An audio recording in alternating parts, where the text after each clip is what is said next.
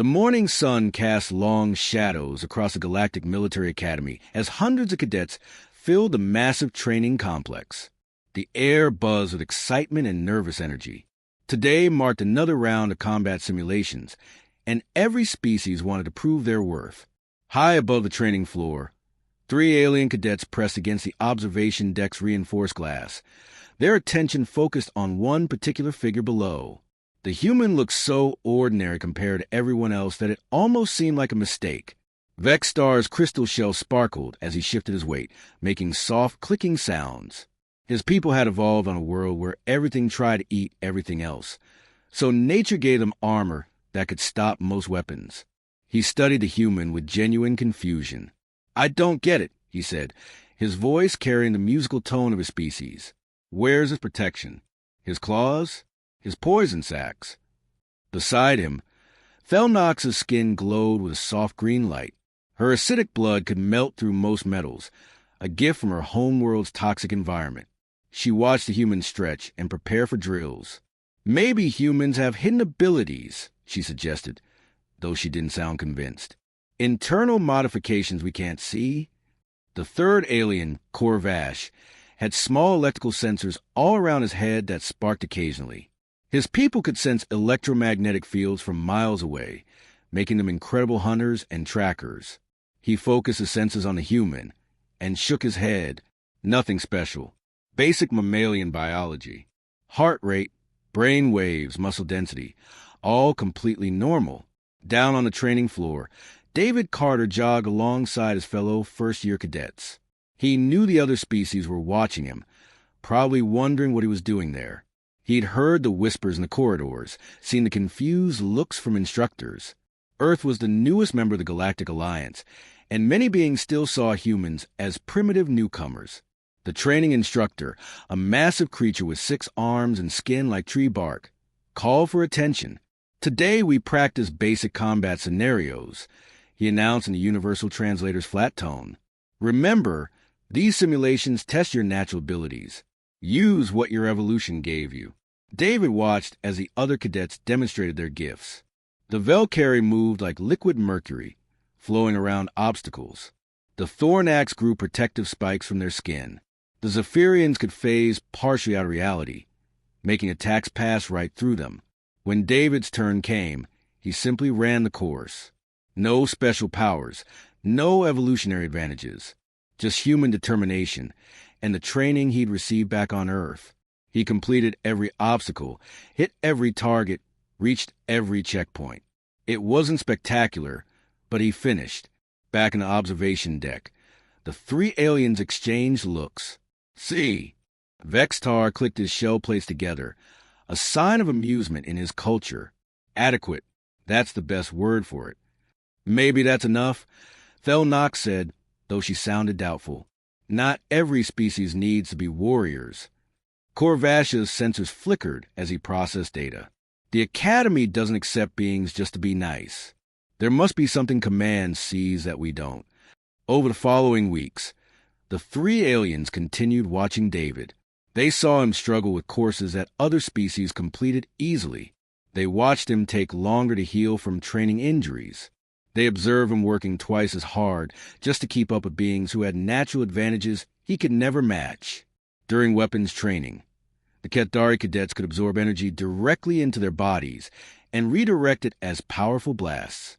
David had to learn to aim a standard plasma rifle like everyone else.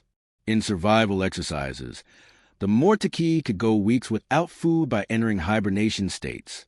David had to carefully ration his supplies and hunt for additional resources. In zero-gravity combat, the Nexari could instinctively orient themselves using specialized organs. David had to practice for hours just to move without getting sick. "I almost feel sorry for him," Thelnox admitted after watching David struggle through another difficult session. "He works so hard just to be average." "It's admirable in a way," Vexstar agreed. "Primitive, but admirable." Corvash remained quiet, his sensors constantly analyzing David's performance data. Something bothered him about the numbers, but he couldn't quite figure out what. The answer would come soon enough. None of them realized a human adequacy, was about to be tested in ways that would change their understanding of strength forever. The alarm started as a low hum, then exploded into a piercing wail that made every cadet in the academy freeze. Red lights flashed in the corridors as the emergency system came online. This wasn't a drill.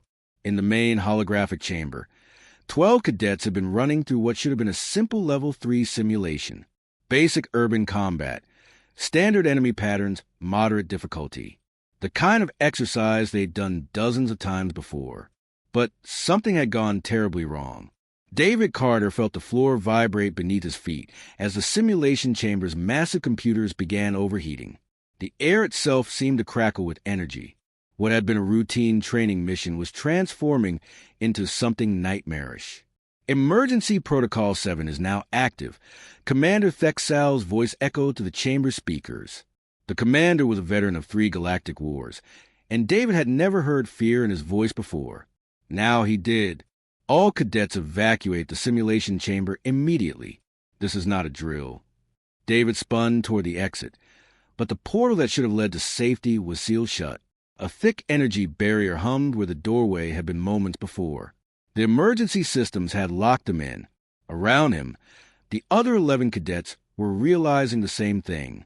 They were trapped inside a simulation that was no longer following its programming. The holographic city around them began changing. Buildings stretched impossibly tall, then collapsed without warning. Streets split open, revealing pits filled with crackling energy. The sky turned blood red as the system's safety protocols failed one by one. "Stay together," shouted Rexali, a senior cadet whose people could see in multiple dimensions. But even as he spoke, the ground beneath the group erupted in a shower of sparks and debris. The first casualty was Morton, whose species had incredibly tough skin. A malfunctioning gravity projector caught him, crushing him against a chamber wall with forces that should have been impossible inside a training simulation. His natural defenses, evolved over millions of years, crumpled like paper. Vextar tried to use his crystalline armor to protect the group. His exoskeleton had been tested against military-grade weapons and had never failed. But the simulation was no longer using training-level energy outputs. When the building beside him exploded, sending chunks of holographic concrete flying, his shell cracked like an egg. He went down hard, green fluid leaking from the fractures in his armor. The systems lost all limits. Thelnox called out, her glowing blood bright with stress.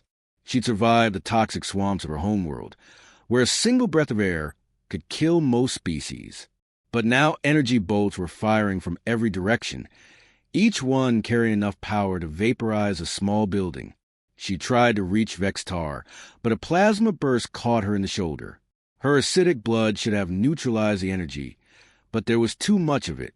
She stumbled, then fell, her body's natural defenses overwhelmed. The simulation kept getting worse. Holographic enemies appeared and disappeared at random. Some moved like lightning. Others were the size of buildings. The chamber's computers were pulling data from every combat scenario in their memory banks, mixing them together in impossible combinations.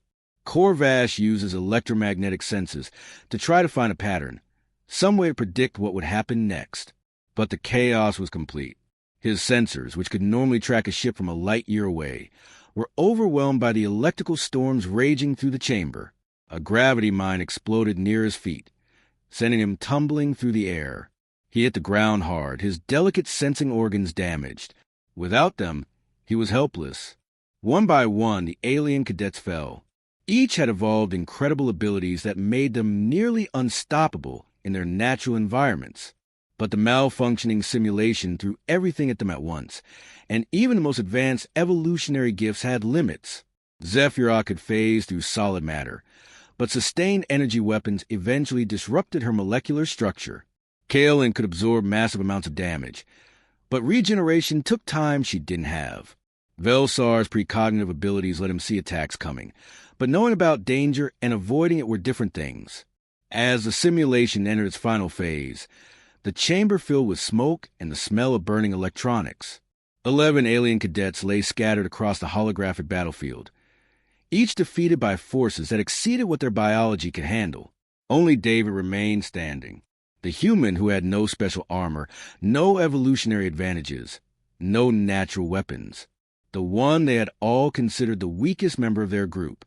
He stood alone in the center of the chaos, bleeding from a dozen wounds, facing a simulation that had already proven it could destroy beings far stronger than any human had a right to be. The real test was just beginning. The medical bay had become an emergency command center. Alien cadets who'd been pulled from the malfunctioning simulation lay on regeneration beds, their bodies slowly healing from injuries that should have been impossible in a training exercise. But all eyes were fixed on the massive viewing screen that showed the inside of the chamber. David Carter was still in there, still moving, still fighting. Vex Star's crystalline shell was held together by medical stabilizers, but he'd refused sedation. His species had incredible pain tolerance, developed over millions of years of surviving on a world where everything was sharp and deadly. Even so, he could barely comprehend what he was seeing. "Look at that impact," he whispered, his voice crackling through the translator. On screen, David had just been hit by a gravity pulse that sent him flying 20 feet through the air. He struck a concrete wall with enough force to crack the reinforced holographic material. The human's body went limp. Blood spread across the ground beneath him. Any rational creature would stay down. Any sane being would recognize that continuing meant death. David's fingers twitched. Then his arm moved. Slowly, impossibly, he pushed himself up from the ground. "This violates every biological principle I know," Fel Knox said from her medical bed. Her acidic blood was slowly neutralizing the energy burns across her body, but even her advanced healing couldn't work this fast. His bone density, muscle structure, neural pathways, none of it should allow for this. On the screen, David stumbled forward. His left arm hung at an odd angle, clearly broken. Smoke rose from energy burns across his back. His face was covered in blood from a head wound that would have knocked most species unconscious for days. But he kept moving. The simulation seemed to sense his defiance. Energy weapons emerged from the walls, firing in coordinated patterns.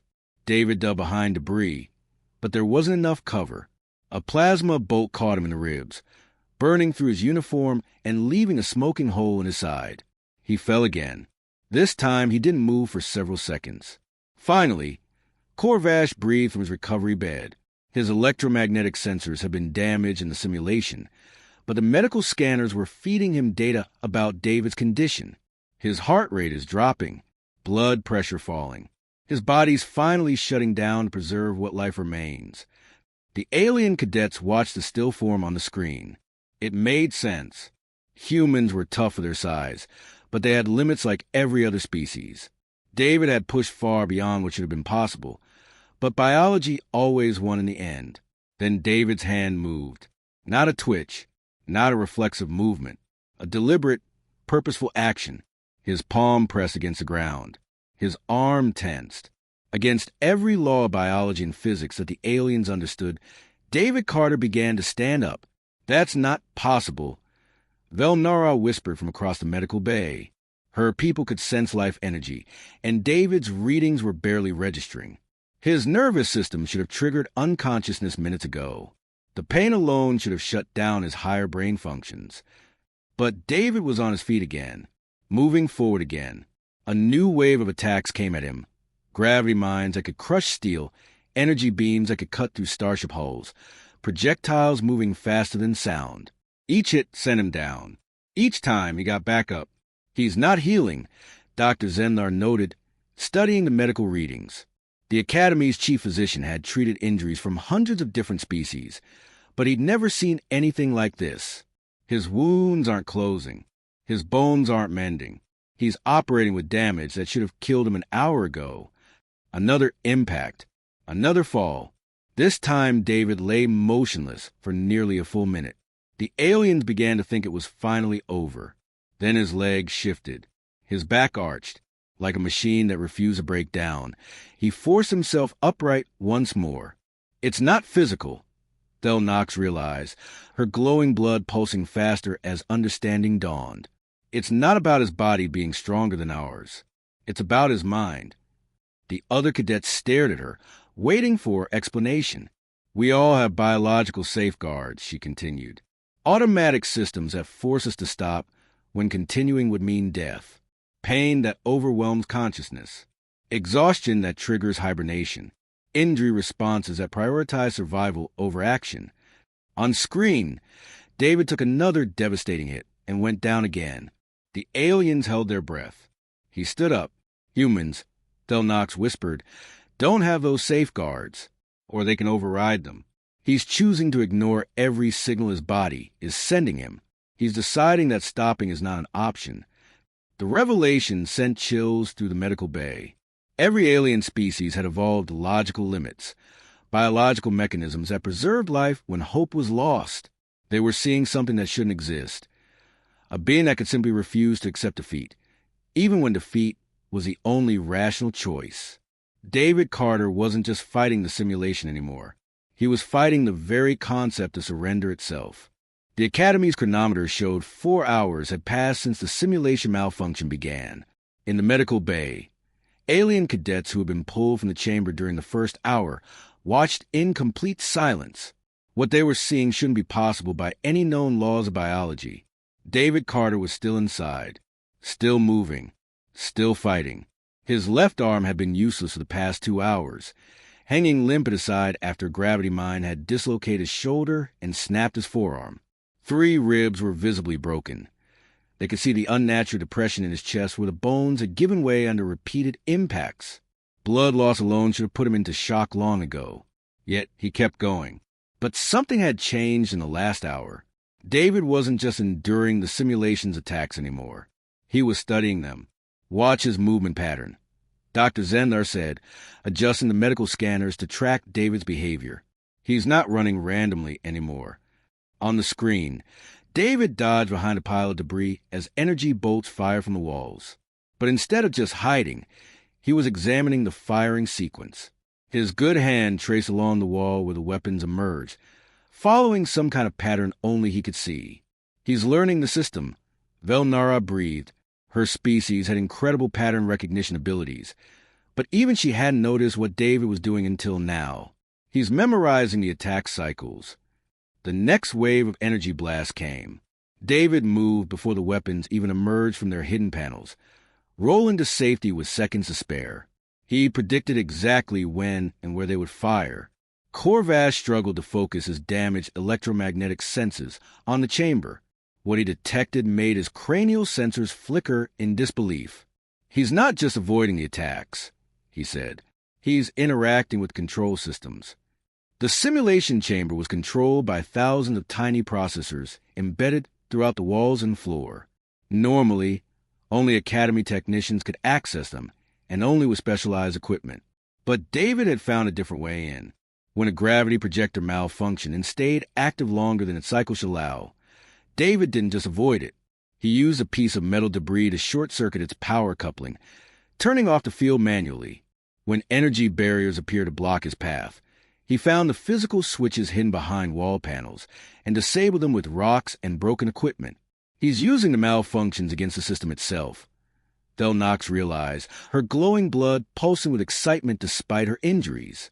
Every time something breaks, he learns how it works and finds a way to break it more. The alien observers watched as David turned the chamber's own weapons against it. A plasma cannon that wouldn't stop firing became a tool to cut through barriers. Gravity mines that activated randomly were triggered deliberately to clear debris or redirect energy flows. Holographic enemies that glitched and multiplied uncontrollably were led into the chamber's own defensive systems, creating massive electrical shorts. This is beyond adaptation, Dr. Zendlar muttered, checking his instruments again. His brain activity is off the charts. He's processing information faster than our most advanced combat computers. But it wasn't superhuman intelligence driving David forward. It was something much simpler and much more terrifying, absolute refusal to give up. Each injury became a lesson. When a gravity pulsed through him against a wall, he learned about the chamber's structural weak points. When energy weapons burned through his uniform, he discovered which materials conducted electricity and which didn't. When holographic debris cut his hands, he found out which pieces were solid enough to use as tools. Pain that should have overwhelmed his nervous system became data. Wounds that should have triggered unconsciousness became sources of information. His body was failing, but his mind kept analyzing, planning, adapting. The simulation seemed to sense that something was wrong. Attack patterns became more erratic. New weapon systems came online. The chamber threw everything it had at the human who refused to fall. David absorbed it all, not just the physical punishment, but the information. Every new attack taught him something about the system's capabilities. Every escalation revealed another weakness to exploit. He's not trying to escape anymore, Vextar observed, his crystalline shell clicking with nervous energy. He's trying to win.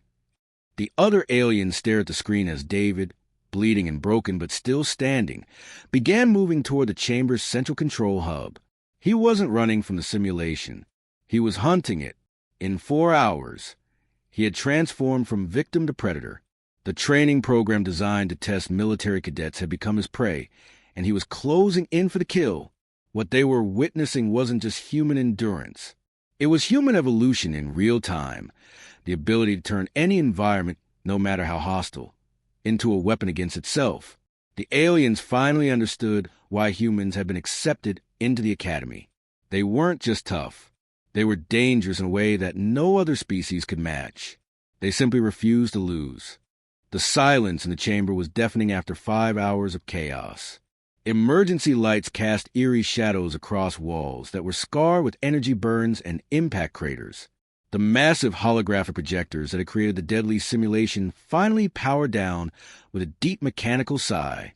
David Carter knelt in the center of it all, his body finally giving in to exhaustion.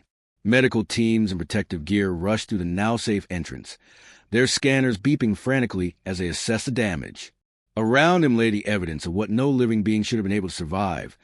Blast marks that had melted metal, gravity distortions that had cracked the reinforced floor, and blood trails that told a story of an impossible journey. The lead medic, Dr. Zemnar, stopped dead when his scanners registered David's vital signs. "This is impossible," he muttered, his translator struggling with his species' equivalent of shock. He should be dead. These readings show organ damage that would kill most beings instantly. But David was breathing, unconscious now, finally allowing his body to rest, but undeniably alive. In the medical bay, alien cadets who had been evacuated in the first hour gathered around David's recovery pod. The regeneration fields were working overtime, slowly repairing damage that seemed to violate every rule of biology they knew. Broken bones were setting, burns were healing, and somehow his body was producing blood fast enough to replace what he'd lost. Vextar's crystalline shell was still held together with stabilizers, but he'd insisted on being wheeled over to see the human up close. "I've been thinking about this for hours," he said, his musical voice subdued. "My exoskeleton evolved over millions of years. It can stop energy weapons, deflect impacts that would crush most creatures. But it failed when the simulation exceeded its design limits." Thelnox nodded from her own medical bed, her acidic blood still glowing as it worked to heal her injuries. "Same with all of us. We each had abilities that made us nearly invincible in normal circumstances. But when those circumstances changed, our bodies had built-in limits that forced us to stop." "That's what I don't understand," Corvash added, his electromagnetic sensors dim as they recovered from overload. "Humans seem weaker than all of us in every measurable way. Slower, more fragile, less specialized. So how did he survive when we couldn't?" Heavy footsteps announced the arrival of Commander Thexal. The massive alien leader had commanded fleets in 3 galactic wars and had never been defeated in battle. His scarred exterior told stories of conflicts that had shaped the known galaxy. But as he looked down at David's sleeping form, there was something new in his ancient eyes. Respect mixed with a hint of fear. "You're asking the wrong question, cadets," the commander said, his deep voice carrying the authority of someone who had seen civilizations rise and fall. "You're focused on what humans can do instead of what they can do." He activated a holographic display that showed biological scans from dozens of species. Every member of the Galactic Alliance evolved on worlds that tried to kill them. Your people developed armor, Vextar. Thelnox's species gained chemical immunity. Corvash's people learned to sense danger from vast distances.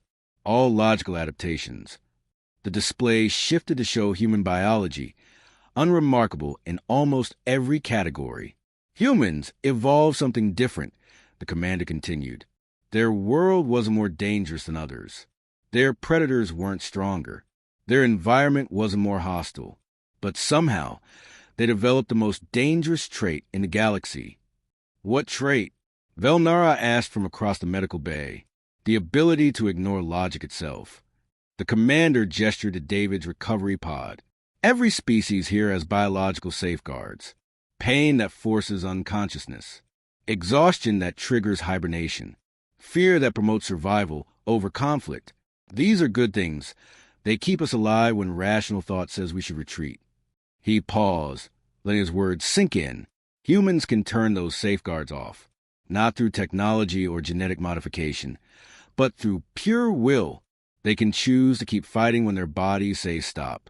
They can decide that giving up simply isn't an option, even when every biological imperative screams at them to preserve their lives. The alien cadets exchanged uncomfortable glances. What the commander was describing sounded less like an advantage and more like a dangerous mental defect. You're saying they're insane? Vextar clicked nervously.